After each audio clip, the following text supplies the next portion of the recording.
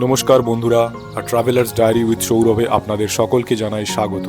এর আগের ভিডিওতে আপনাদেরকে দেখিয়েছিলাম আমাদের চন্দ্রতাল ভ্রমণের গল্প। যদি সেটা না দেখে থাকেন তাহলে ডেসক্রিপশানে লিঙ্ক দেওয়া আছে, আপনারা ভিডিওটা দেখে নিতে পারেন। আর আজকের এই ভিডিওতে দেখাবো আমাদের চন্দ্রতাল দেখার পর কুনজুম পাস অতিক্রম করে লাহুল ভ্যালিতে প্রবেশের গল্প। কুনজুম পাস, যেটা ভারতের অন্যতম একটি কঠিন মোটরেবল পাসের মধ্যে একটি, সেটা আমরা কিভাবে অতিক্রম করলাম আর তার রাস্তাটাই বা কীরকম ছিল, সেটাই হচ্ছে এই ভিডিওর মূল বিষয়বস্তু। তো চলুন ভিডিওটাকে শুরু করা যাক। তবে ভিডিওটা শুরু করার আগে আবারও সেই একই কথা বলবো যে আমার এই ভিডিওগুলো যদি আপনাদের পছন্দ লেগে থাকে আর যদি আপনারা এই ভিডিওতে নতুন আমার দর্শক হয়ে থাকেন, তাহলে আমার চ্যানেলটিকে অবশ্যই সাবস্ক্রাইব করে বেল আইকনটি প্রেস করে দেবেন, যাতে আমি যখনই কোনো নতুন ভিডিও ছাড়ি সেটা যেন আপনাদের কাছে পৌঁছে যায়। এবং অবশ্যই ভিডিওটি দেখার পর আমাকে কমেন্টে জানাবেন যে ভিডিওটি আপনাদের কেমন লাগলো, যাতে আমি আমার ভিডিওতে পরবর্তীকালে যদি কিছু ইমপ্রুভমেন্ট দরকার হয় সেগুলো করতে পারি। চলুন ভিডিওটি শুরু করা যাক।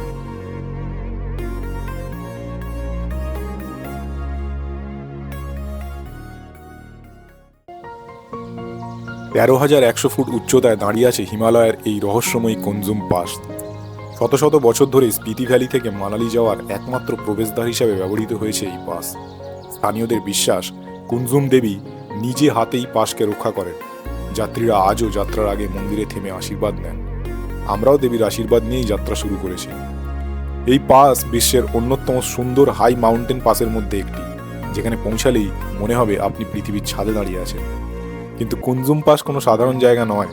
তীব্র ঠান্ডা, অনির্দিষ্ট আবহাওয়া আর পাথুরে রাস্তা, সব মিলিয়ে এটি এক অ্যাডভেঞ্চারের চরম পরীক্ষা। এখানে দাঁড়ালে শহরের কোলাহল মিলিয়ে যায়, রয়ে যায় শুধু প্রকৃতির নিস্তব্ধতা আর শক্তির অনুভব। তাই কুনজুম পাস শুধু একটা রাস্তা নয়, এটি এক অনুভূতি, একটা অভিজ্ঞতা। এ এক এমন জায়গা যেখানে পৌঁছালে মানুষ নিজেকে আবার নতুন করে খুঁজে পায়। তো এইবার এখন আমরা চন্দ্রতাল লেক দেখে নিয়েছি। দেখে নিয়ে ফিরে যাওয়ার সময় এই যেখান দিয়ে ঢুকেছিলাম সেখান দিয়েই, সেই রাস্তা দিয়ে আবার বেরিয়ে যাচ্ছি। আর দেখুন, আমরা সোজা ওই ওপরের রাস্তাটা দিয়ে এসেছিলাম, আর এখন আমরা এই ডান দিকের রাস্তা দিয়ে বেরিয়ে যাবো কুনজুম পাস হয়ে। এই ডান দিকের রাস্তা দিয়ে বেরিয়ে যাবো মানালি হয়ে।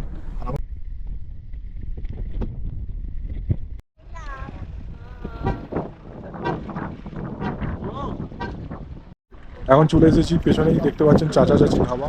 সেই চাচা চাচি ধাবাতে এখন একটুখানি কিছু খাওয়া দাওয়া করে নেবো, করে নিয়ে তারপর আমরা আমাদের আগের গন্তব্যের মধ্যে আবার এগিয়ে যাবো। এখানে কোনো খাবার জায়গা নেই, তবে বেশিরভাগ যাত্রী যারা এই কুনজুম পাস অতিক্রম করে মানালির দিকে যায়, তারা প্রত্যেকেই চাচা চাচি ধাবাতে একবার না একবার হল্ট করে, যারা কাজা থেকে মানালির দিকে যায়। কেননা এরপর দীর্ঘ সময়, প্রায় 4-5 ঘন্টা 6 ঘন্টা ধরে রাস্তা খারাপ, বলা যায় না সামনে কি হতে পারে, কিছু খাওয়ার জায়গা থাকে না। সেই জন্য চাচা চাচি ধাবার কাছে হল্ট কিন্তু খুবই বিখ্যাত। এখানে কিন্তু সকলেই একবার, প্রত্যেকটা যাত্রী একবার না একবার এখানে দাঁড়িয়ে তাদের খাবারটা খেয়ে তারপরে এগোয়। তো আমরা এখন এখানে চাচা চাচি ধাবাতে চলে এসেছি। এখানে এসে আমি ডাল চাওয়াল নিয়েছি, আমরা ডাল চাওয়াল খাচ্ছি। আর এটা খেয়ে দিয়ে আমাদের জার্নি স্টার্ট হবে। তো আমরা একটু ড্রাই ফ্রুটস খেয়েছি কিছু, কিন্তু তা সত্ত্বেও এখন এরপরে আর খাওয়ার কোনো স্টল নেই। সেই জন্য এখানে চাচা চাচি ধাবাতে আমরা ডাল চাওয়াল এখন খেয়ে নিচ্ছি। ডাল চাওয়াল কি রে, চাচা চাচি ধাবার খাবার কিরকম লাগলো? হ্যাঁ, মোটামুটি, তাই তো। কিন্তু এখানে কোনো ধাবা কিছু নেই, আশপাশে কোনো খাওয়ার এলাকা নেই। কুনজুম পাসে রাস্তা কখনোই একই রকমের থাকে না, যেন পাহাড় নিজেই প্রতিদিন নতুন করে পথ আঁকে। এখানে যে রাস্তা আপনারা দেখছেন, ওটা কিন্তু প্রকৃতি নিজে দেয়নি। মানুষ বরফ কেটে জমা তুষার সরিয়ে মাঝে মাঝেই নতুন করে বানায়। হাতে বানানো এই পথটা আবার কখন যে বদলে যাবে কেউ জানে না। সূর্যের আলো পড়লে বরফ গলতে আরম্ভ করে, আর রাতে সেই বরফই জমে শক্ত পাথরের মতো হয়ে যায়। তার ফলে কি হয়, ক্রমাগত তাপ আর চাপের পরিবর্তনের ফলে ক্রমাগত পাথরের মুভমেন্ট হতে থাকে। আর এখানে ছোট বড় ভূমিধস মাঝে মাঝেই লেগেই থাকে। কখনো রাস্তা এতটাই সরু হয়ে যায় যে দুই পাশে দাঁড়িয়ে থাকা বরফের দেওয়াল গাড়িকে চেপে ধরেছে বলে মনে হয়। চোখের সামনে শুধু সাদা আর সাদা বরফ, আর মনের ভেতরে দুটো প্রশ্ন: পথ কি সামনে আছে, নাকি বরফ আবার ঢেকে দিচ্ছে? 1 মিনিট আগেও যেখানে রোদ ঝলমল করছিল, পরের মিনিটেই সেখানে দেখা যাবে তুষার ঝড় আরম্ভ হয়ে গেছে। এখানে ভবিষ্যৎ বলা যায় না। পাহাড় যেমন চায়, রাস্তাও ঠিক তেমনই বদলে যায়। লোকেরা বলে কুনজুম পাসের রাস্তায় গাড়ি চালানো মানেই পাহাড়কে সম্মান করা, কারণ এই পথ মানুষ বানায় ঠিকই, কিন্তু শেষ কথা বলে প্রকৃতি। হাজার প্রতিকূলতা, হাজার পরিবর্তন, তা সত্ত্বেও কুনজুম পাস মানুষকে টানে, কারণ এখানে পৌঁছালে বোঝা যায় যে সবচেয়ে কঠিন রাস্তাই কখনো কখনো সবচেয়ে সুন্দর। এইরকম দৃশ্য আর কোনোদিন দেখতে পাবো বলে মনে হচ্ছে না। এটা একটা লাইফ টাইম এক্সপিরিয়েন্স আমাদের সকলের। বরফের সমুদ্র নেমে এসেছে চোখের সামনে।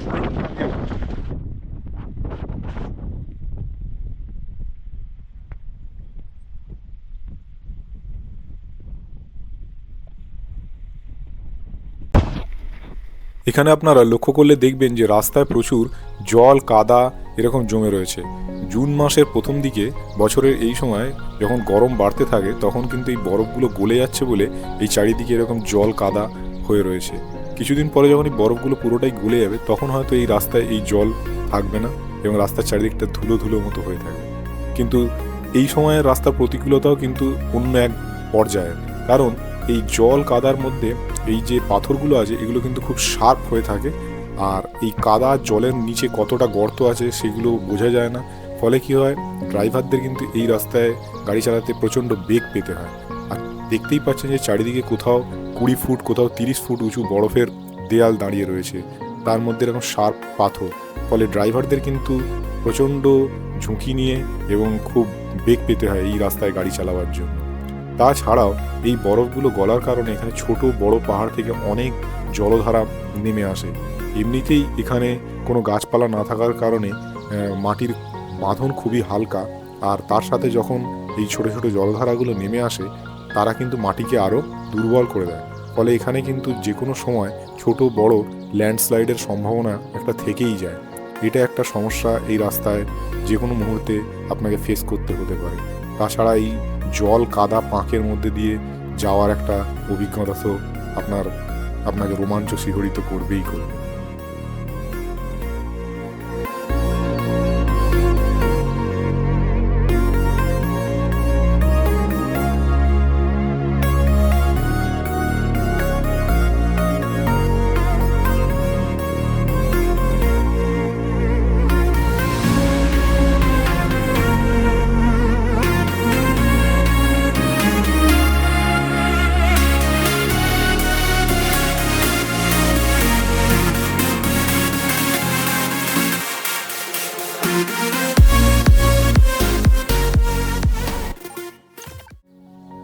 এই রাস্তায় কিন্তু অনেক বাইকার্সরাও আসে বাইক নিয়ে।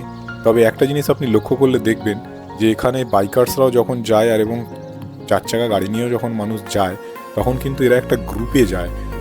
একা একা খুব একটা যাওয়ার চেষ্টা করে না এই রাস্তার ওপর দিয়ে, কেননা মাইল মাইল অবধি আপনি কোনো জনবসতি বা মানুষজন, এমনকি কোনো পশু পাখিও আপনি দেখতে পাবেন না। ফলে কি হয় যে এই রাস্তায় আপনি যদি একা যান, কোনো গাড়িতে সমস্যা হয় বা আপনার কোনো সমস্যা হয়, তাহলে আপনাকে রিকভার করা খুব মুশকিল হয়ে যায়। সেই জন্য গাড়ি হোক বা বাইক, সকলে মিলে একসাথে গ্রুপ করে এই রাস্তাকে অতিক্রম করলে সুবিধা হয়।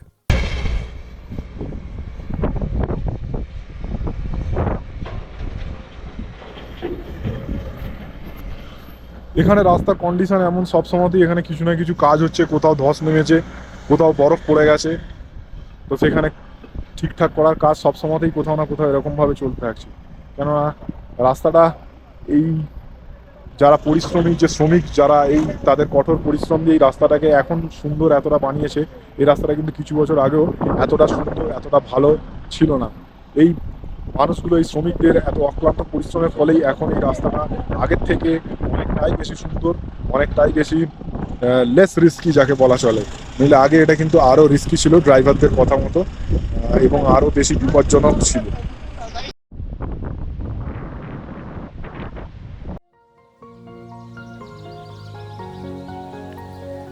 লুসার থেকে বেরোবার পর থেকে পুরো চন্দ্রতালের রাস্তা এবং তারপর পুরো কুনজুম পাস গোটাটাই, মানে মানালি হাই রোডে ওঠার বেশ কিছু আগে পর্যন্ত আপনি কোথাও কোনো মোবাইল পরিষেবা বা ইন্টারনেট পরিষেবা পাবেন না। কোনো ধরনের যোগাযোগ ব্যবস্থা আপনার থাকবে না। তাই জন্যে কোথাও কোনো সমস্যায় পড়লে এই সামনের পেছনের গাড়িগুলো ছাড়া আপনারা সাহায্য চাওয়ার কোনো জায়গাই নেই। তাই জন্যে এইখানে যখনই ট্রাভেল করবেন, আমি গ্রুপে ট্রাভেল করার কথা বলছিলাম এর আগে। কেননা সেক্ষেত্রে আপনার একটু সুবিধা হবে, কোনো সমস্যায় পড়লে এই গাড়িগুলোর থেকে আপনি হেল্প নিতে পারবেন।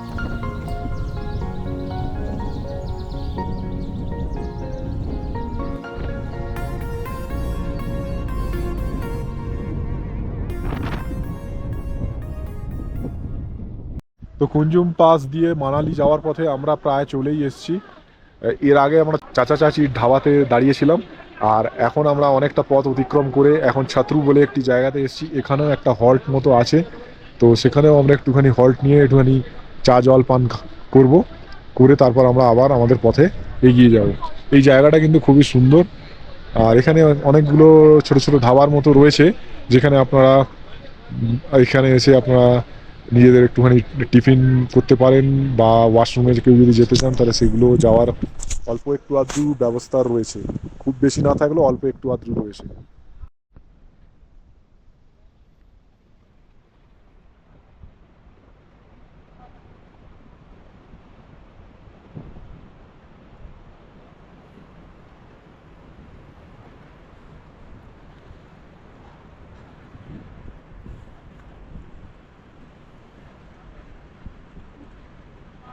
এই জায়গাটা হলো ছাত্রু।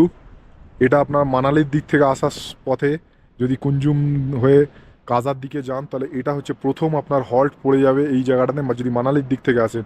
আর যদি কাজার দিক থেকে আসা হয় তাহলে এটা আপনার সেকেন্ড হল্ট পড়বে, বা লাস্ট হল্ট আপনার যে অফ রোডিংয়ের।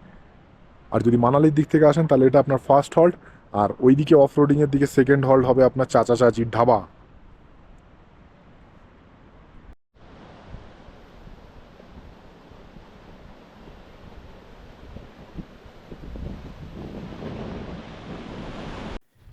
এখানে ছাত্রুর পপুলেশন দেখাচ্ছে 120 জন, কিন্তু এখানে আমি কোনো জনবসতি বা স্থায়ী কোনো বসতি দেখতেই পেলাম না, বা এখানে কোনো বসতি স্থাপনের কোনো পরিস্থিতিই নেই। তাহলে এই 120 জন কোথাকার পপুলেশন বলতে পারবো না।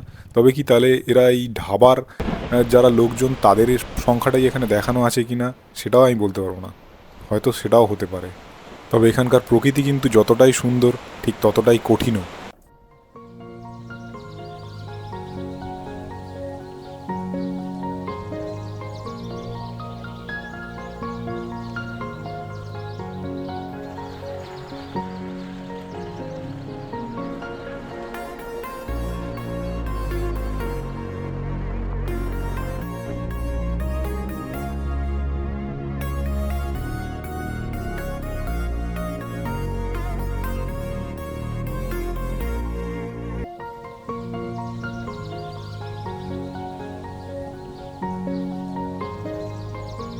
আমি আমার আগের ভিডিওগুলোতেও বলেছি, আর এখনও বলছি, যে আপনারা যারাই এই রাস্তা দিয়ে আসবেন বা আসার চিন্তাভাবনা রাখবেন, তারা অবশ্যই তাদের সাথে বড় গাড়ি নিয়ে আসবেন, যে গাড়ির গ্রাউন্ড ক্লিয়ারেন্স অনেক বেশি।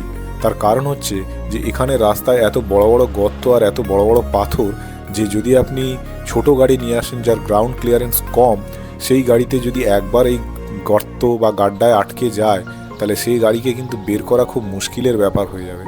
সেই জন্য বড় গাড়ি আনলে তুলনামূলকভাবে নিরাপদ।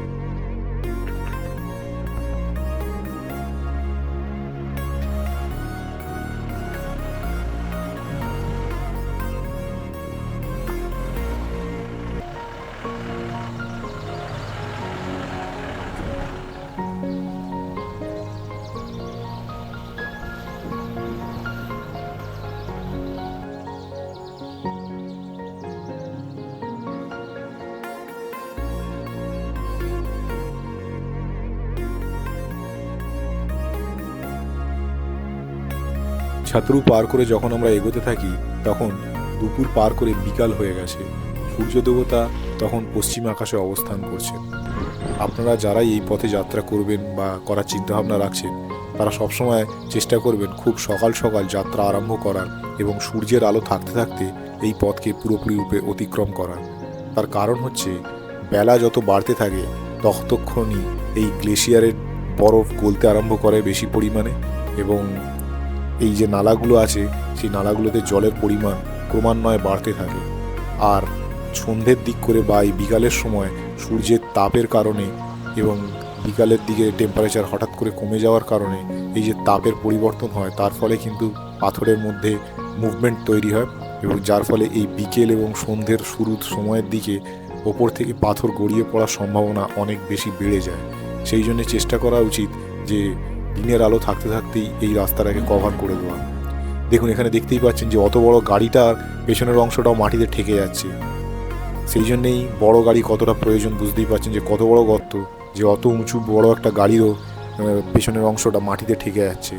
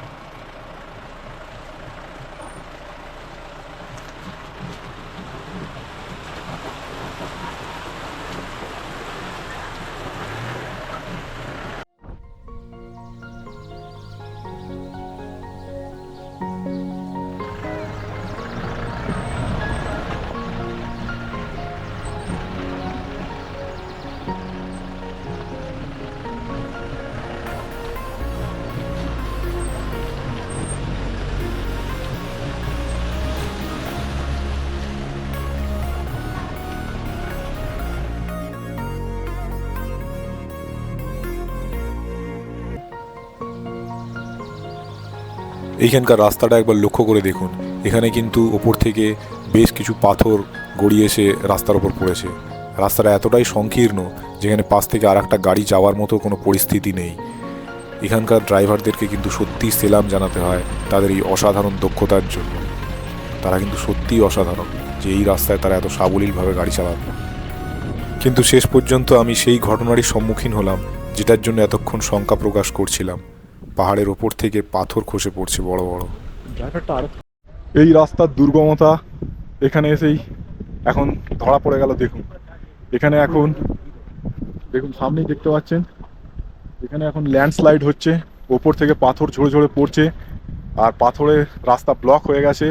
সামনে দেখতে পাচ্ছেন রাস্তা ব্লক হচ্ছে। ওই দেখুন ওই দেখুন ওই দেখুন উপর থেকে মাটি আর পাথর ধসে ধসে কেমন পড়ছে। আর ওইদিকে জেসিবি কাজ করছে রাস্তাটাকে পরিষ্কার করার জন্য। এখন আমরা জানি না কতটা কি হবে, কতক্ষণ সময় লাগবে। এখন জেসিবি কাজ করছে রাস্তা পরিষ্কার করার জন্য।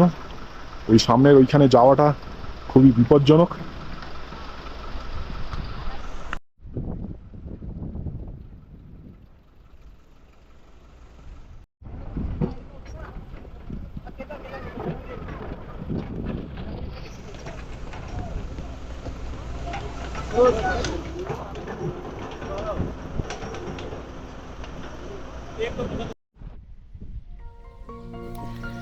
জেসিবি সাময়িকভাবে রাস্তার ওই অংশ থেকে পাথর সরিয়ে রাস্তা পরিষ্কার করলো, ওই জায়গা থেকে কিন্তু পাথর পড়া বন্ধ হয়নি।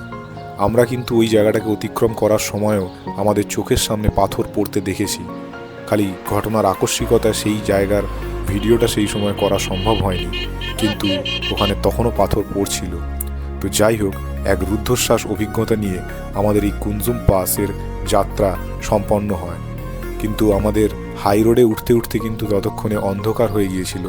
তো যাই হোক, শেষ পর্যন্ত আমরা সকলে সুস্থভাবে ভালোভাবে আমাদের এই যাত্রা সম্পন্ন করতে পেরেছিলাম, আর সেইটাই আপনাদের সামনে তুলে ধরলাম আজকে। যে সতর্কীকরণগুলি আমি ভিডিওতে আপনাদের সামনে তুলে ধরেছি, আপনারাও চেষ্টা করবেন সেই জিনিসগুলোকে মাথায় রেখে আপনাদের ট্যুর প্ল্যান করার, যাতে আপনারা খুব সুন্দরভাবে এবং সফলভাবে এই পথকে অতিক্রম করতে পারেন। তো যাই হোক, আগামী পর্বে আমি যাব বারালাচার সুন্দর বরফাবৃত পাহাড় দেখতে, এবং সেখানে করব অনেক আনন্দ, আর সেই ভিডিও নিয়ে আসবো আগামী পর্বে। ততদিন ভালো থাকুন, সুস্থ থাকুন, আর দেখতে থাকুন আর ট্রাভেলার্স ডায়েরি উইথ সৌরভ। আর ভিডিওগুলো যদি আমার ভালো লাগে তাহলে অবশ্যই আমার চ্যানেলটিকে সাবস্ক্রাইব করে আমার পাশে থাকবেন এবং ভিডিওতে অবশ্যই অবশ্যই অবশ্যই কমেন্ট করবেন, যাতে আমি বুঝতে পারি যে ভিডিওটা আপনাদের কেমন লাগছে। ধন্যবাদ, নমস্কার। দেখা যাচ্ছে না।